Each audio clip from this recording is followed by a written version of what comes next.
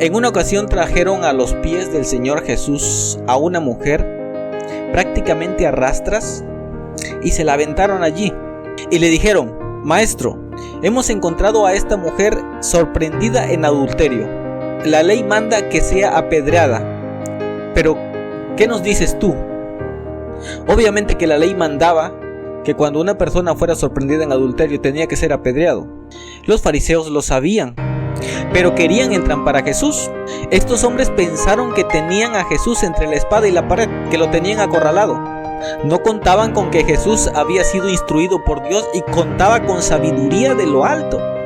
Estos hombres pensaron así: si nos dice que no la apedreemos, entonces lo vamos a apedrear a él, porque está enseñando en contra de la ley de Moisés. Pero si nos dice que la apedreemos, entonces ¿dónde queda su mensaje de amor, su mensaje de perdón? Como podrán darse cuenta, era una trampa bien planeada. Los fariseos habían gastado mucho tiempo planeando, maquinando para tratar de entrampar a Jesús. La Biblia dice que Jesús simplemente se limitó a escribir con su dedo en tierra, solamente. Pero ellos seguían insistiendo: ¿qué hacemos? ¿La apedreamos o no? Y como insistían en preguntarle, Jesús se puso de pie y les dijo: quien de ustedes esté libre de pecado, tire la primera piedra. Y se agachó a seguir escribiendo en la arena. ¿Qué escribió Jesús? No lo sabemos. Lo que sí sabemos es que lo que allí estaba escrito eran palabras que golpearon la conciencia de los que allí estaban presentes. Porque la Biblia dice que después de ver lo que estaba escrito, se fueron alejando en silencio, desde los más viejos hasta los más jóvenes. Alguna cosa les habrá sabido Jesús. Alguna cosa Jesús les conocía, que se sintieron desnudados. Seguramente pensaron: si este hombre se pone a hablar ahorita, hasta nosotros vamos a salir apedreados, mejor nos vamos. Así que se retiraron. Cuando todos se fueron, Jesús le pregunta a la mujer: mujer, ¿dónde están los que te condenan? Y la mujer le dijo: no hay ninguno, Señor. En Juan 8:11, Jesús le dijo: ni yo te condeno. Y entonces le dijo unas palabras bastante interesantes que vamos a meditar el día de hoy. Vete y no peques más. Es interesante porque esta no fue la única ocasión en cuanto Jesús le pidió a una persona que no pecara más.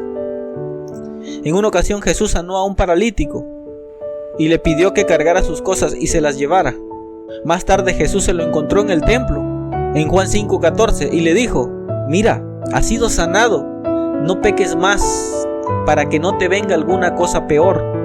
Algo que nosotros tenemos que entender es que Dios siempre nos va a pedir santidad, siempre nos va a pedir santidad. Nunca nos va a pedir menos que eso.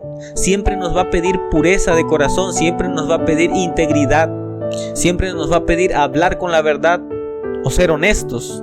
Cuando nosotros venimos a Jesús podemos venir como estemos, cargando con los pecados que traigamos encima. En 1 Corintios 6, 9 y 10 se menciona una lista de personas que no heredarán el reino de Dios. Pero la mayoría y muchos de los que hoy caminamos con Dios, en el pasado éramos alguna de esas cosas. Podemos venir a Jesús siendo fornicarios, podemos venir a Jesús siendo idólatras, podemos venir a Jesús siendo adúlteros, podemos venir a Jesús siendo afeminados, homosexuales, ladrones, ávaros, borrachos, maldicientes, estafadores. No importa cómo vengamos, Jesús nos acepta. En 1 Corintios 6:11 dice: y esto erais algunos, hablando de la lista que acabo de mencionar anteriormente. Mas ya habéis sido lavados, dice el apóstol Pablo. Ya habéis sido santificados, ya habéis sido justificados en el nombre del Señor Jesús y por el Espíritu de nuestro Dios. Entonces, sin importar cómo vengamos a Cristo, lo importante es que vengamos a Él para que nos limpie, para que nos lave, para que nos perdone, para que nos cure de las enfermedades de maldad que traemos encima, de las impurezas de nuestro corazón.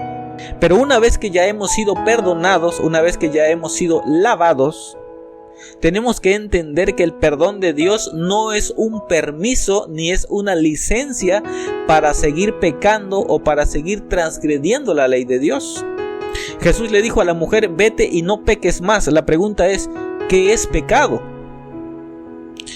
Primera de Juan 3:4 dice: todo aquel que comete pecado infringe también la ley, pues el pecado es infracción de la ley.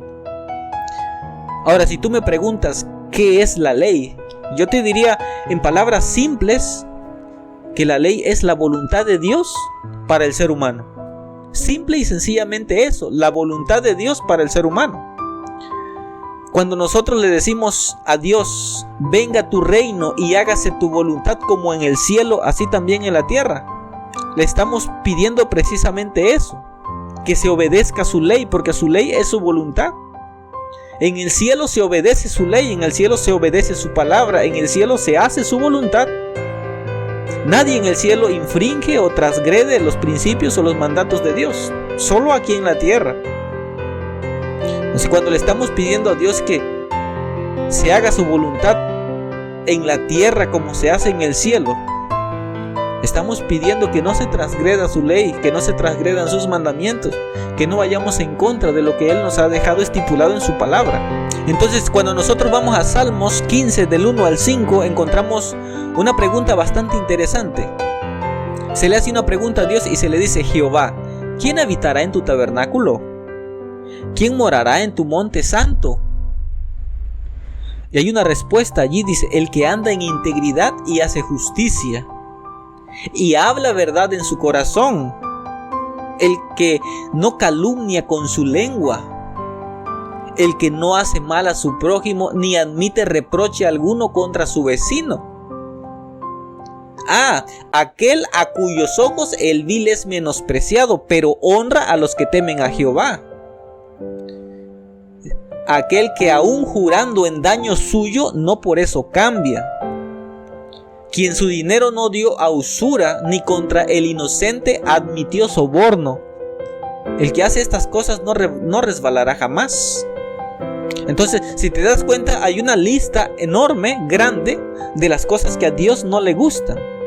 Cosas de las cuales Dios nos pide que nos apartemos, que no practiquemos, que nos alejemos, porque tales cosas nos alejan de Dios. No sé si tú has escuchado que Dios es un Dios celoso. Bueno, pues sí, es un Dios celoso y nos cela del pecado. No quiere que tengamos nada que ver con el pecado, no quiere que nos relacionemos con el pecado, no quiere que ni siquiera nos acerquemos al pecado, porque es un Dios celoso y nos reclama como posesión suya. Por lo tanto, claro que Dios se aira, claro que Dios se enoja, claro que Dios se molesta cuando el ser humano, en lugar de ir corriendo a buscarlo a Él, sale corriendo a buscar el pecado. Por lo tanto, mantenernos alejados de esas prácticas que nos alejan de Dios, que deshonran a Dios, que no le agradan a Dios, se le conoce como practicar la santidad. Porque la santidad es un requisito obligatorio para entrar en la presencia de Dios, pero no solamente tiene que ver con cosas externas, con cosas que hagamos, también tiene que ver con cosas internas, con los pensamientos, con las intenciones del corazón, con los motivos. Todo abarca, la santidad es algo que abarca el ser entero, y Dios reclama pureza en el corazón y en todos los aspectos de la vida. Hebreos 12:14 dice: seguid la paz con todos y la santidad. O sea, se le menciona la santidad como algo que debemos de buscar, como algo que debemos de seguir, como algo que debemos practicar y procurar constantemente. ¿Por qué? Porque sin la santidad nadie verá al Señor. Entonces, el llamado de Dios es a vivir una vida santa, una vida pura. Dios se siente orgulloso cuando encuentra a un hijo que se mantiene alejado del mal, alejado del pecado. No sé si recuerdas que en una ocasión menciona la Biblia que se presentaron los hijos de Dios en una junta que tuvo Dios, y allí se acercó Satanás también, y Dios le pregunta a Satanás: ¿de dónde vienes? Y Satanás le dice: vengo de rodear la tierra y andar por ella. Y entonces Dios le presume a su siervo Job, porque Satanás reclamaba como suyo el mundo. Satanás dice: este mundo me pertenece, es mío. Pero Dios le está diciendo: allí donde tú piensas que ese mundo es tuyo, allí yo tengo un hijo fiel. ¿Qué te parece, mi siervo Job? Porque la fidelidad de Job a Dios era un reproche para Satanás mismo. Era como si Dios le estuviera diciendo al diablo: míralo y aprende. Así es como se me obedece, así es como se me es fiel. Porque Job estaba haciendo lo que ni siquiera el diablo había podido hacer: mantenerse leal a Dios. Claro que fue una cachetada con guante blanco en la mera cara del adversario. Y lo que pasó después ya la mayoría lo sabemos. Pero no siempre se logra. En la Biblia encontramos no solamente ejemplos de hombres que se mantuvieron fieles a Dios y leales hasta el fin, que nunca pecaron y nunca fallaron. También encontramos ejemplos de personas que caminaron con Dios, fueron íntegros, pero a pesar de su integridad, a pesar de su lealtad a Dios, tuvieron momentos de flaqueza y cayeron.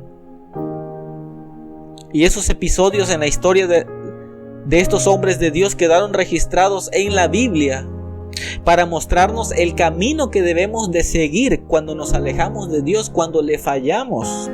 En el Salmo 51, del 2 al 10, el salmista David conversa con Dios y le abre su corazón a Dios, pidiendo perdón por su pecado. Mira lo que dice: lávame más y más de mi maldad y límpiame de mi pecado. El salmista David anhelaba pureza porque se sentía sucio. Dice: porque yo reconozco mis rebeliones y mi pecado está siempre delante de mí. Yo sé que contra ti, solamente contra ti he pecado y he hecho lo malo delante de tus ojos. Dice: en maldad he sido formado y en pecado me concibió mi madre, pero purifícame con hisopo y seré limpio, lávame y seré más blanco que la nieve. El salmista David anhelaba pureza de corazón, no solamente de actos externos. Quería ser limpiado desde lo más profundo de su ser. Decía: esconde tu rostro de mis pecados y borra todas mis maldades. Crea en mí, oh Dios, un corazón limpio y renueva un espíritu recto dentro de mí. Pedía pureza, pedía santidad. Y yo te pregunto, ¿tú crees que ante una plegaria como esa, porque Dios, que conoce el corazón, sabe cuando la petición es sincera, cuando la petición es honesta, cuando realmente es algo que anhelamos desde lo más profundo de nuestro ser? ¿Tú crees que Dios no va a santificar a alguien que le pide de corazón que lo haga limpio y que lo haga puro? Claro que lo hará. Entonces, después de haber sido santificados, después de haber sido purificados, volvemos a leer la lista. Salmos 24 del 3 al 6 dice: ¿quién subirá al monte santo de Jehová? ¿Y quién estará en su lugar santo?, pregunta el salmista. Y ahí viene la respuesta: el limpio de manos y puro de corazón. Obviamente nosotros sabemos que David no siempre tuvo las manos limpias y no siempre fue puro de corazón. Pero cuando nos humillamos, nos arrepentimos y le pedimos perdón a Dios, que nos limpie, que nos purifique, podemos ser contados entre aquellos que son rectos, que son puros, que son santos.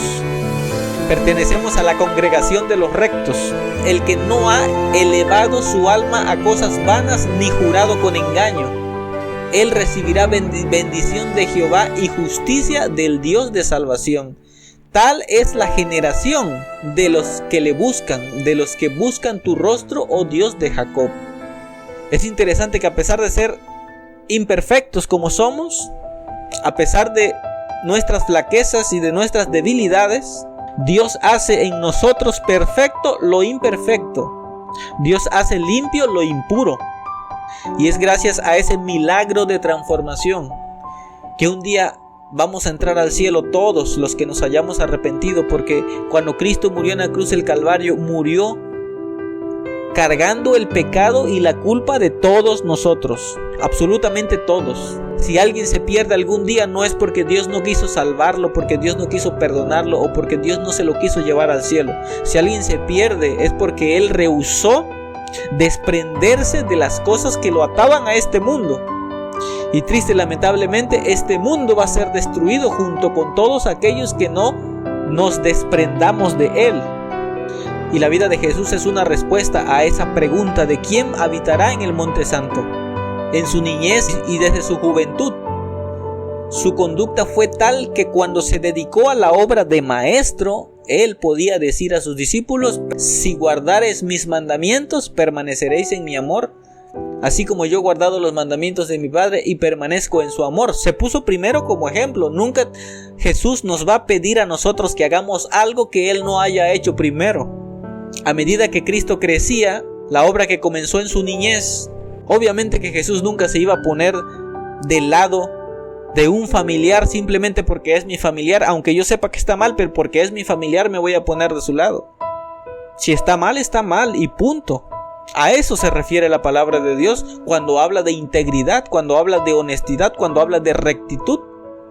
Por muy lazos de sangre que nosotros tengamos, si alguien se equivocó, será mi hermano, será mi pariente muy cercano, pero si hizo lo malo, está malo. ¿Y qué significa ser cristiano? Ser cristiano significa precisamente eso, hacer las obras de Cristo. A veces algunos fallamos en un punto, otros fallan en otro punto, pero cada uno de nosotros tiene un punto débil, tiene un punto flaco, y el diablo lo conoce bien. Y siempre trata de llegarnos por ese lado, tratando de hacernos tropezar y de hacernos caer. Muchos de nosotros somos impacientes por naturaleza. Y como sabe que somos impacientes, siempre trata de impacientarnos para que nos enojemos, para que nos airemos y de esa manera deshonremos a Dios. Pero no tenemos que impacientarnos o pensar que es imposible honrar a Dios en todo momento. Lo único que tenemos que hacer es pedirle a Dios en una oración silenciosa que nos conceda fuerza y gracia para soportar pacientemente la prueba. Hay mucho poder en el silencio, Es mejor a veces quedarnos calladitos. Nos vemos más bonitos. Cuando estamos airados, cuando estamos enojados, es en el momento que nos encontramos más vulnerables.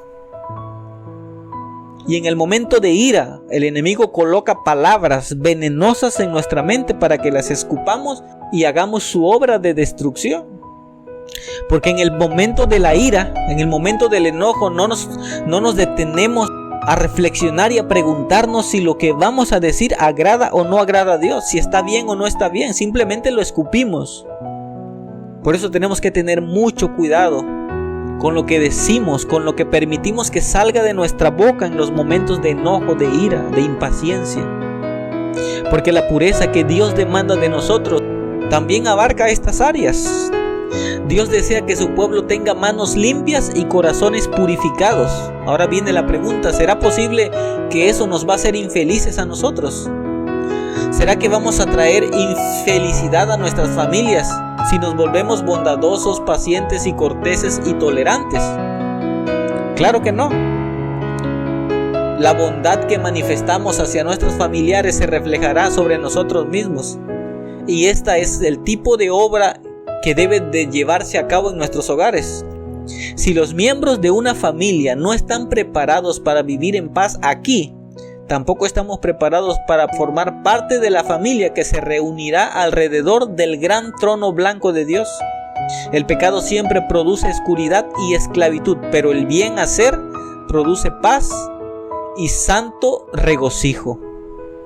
Por eso, amados hermanos y hermanas, dejemos que los mandamientos de Dios y el testimonio de Jesús estén siempre presentes en nuestros pensamientos, que ahuyenten las preocupaciones de este mundo. Meditemos en la palabra de Dios cuando nos acostemos, cuando nos levantemos.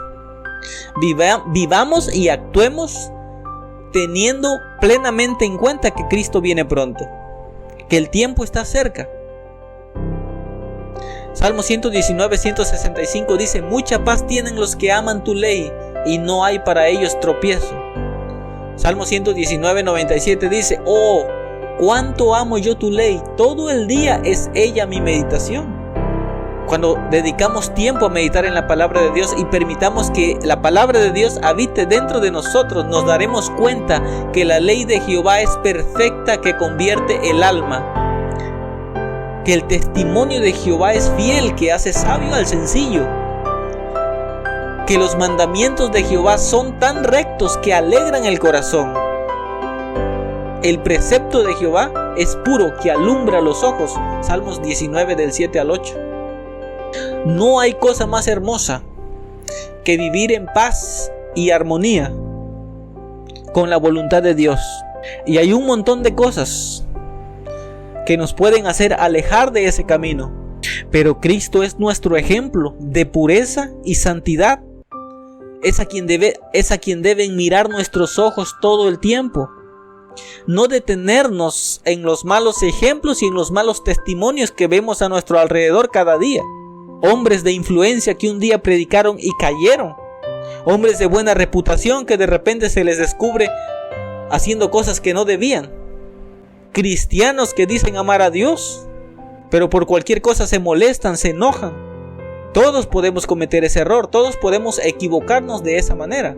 Pero Dios nunca nos puso de ejemplo a otro ser humano. El único ejemplo digno de ser imitado es Cristo. Por eso Jesús le decía a sus discípulos: si guardan mis mandamientos, si guardan mi palabra, permanecerán en mi amor, así como yo he guardado los mandamientos de mi Padre y permanezco en su amor. Entonces, ¿quién permanecerá en el monte santo de Jehová, en el monte de Dios? ¿Quién morará en su tabernáculo? Dice la palabra de Dios: el que anda en integridad, el que hace justicia, el que habla verdad en su corazón, el que no calumnia con su lengua, ni hace mal a su prójimo, el que no admite reproche alguno contra su vecino, aquel a cuyos ojos el vil es menospreciado, pero honra a los que temen a Dios, el que aún jurando en daño suyo, no por eso cambia, quien no dio su dinero a usura, ni contra el inocente admitió soborno. El que hace estas cosas, dice su palabra, no resbalará jamás. No es la voluntad ni la fuerza del hombre la que mantiene íntegro al hombre. Es la voluntad de Dios y la fuerza de Dios que sostiene al hombre íntegro. Si vivimos en armonía con la voluntad de Dios y su palabra, su Espíritu Santo va a reposar en nosotros. Y reposando el Espíritu Santo en nosotros, santificando nuestra vida, tendremos fuerza, poder y gracia para obedecer todos y cada uno de sus principios, de sus preceptos.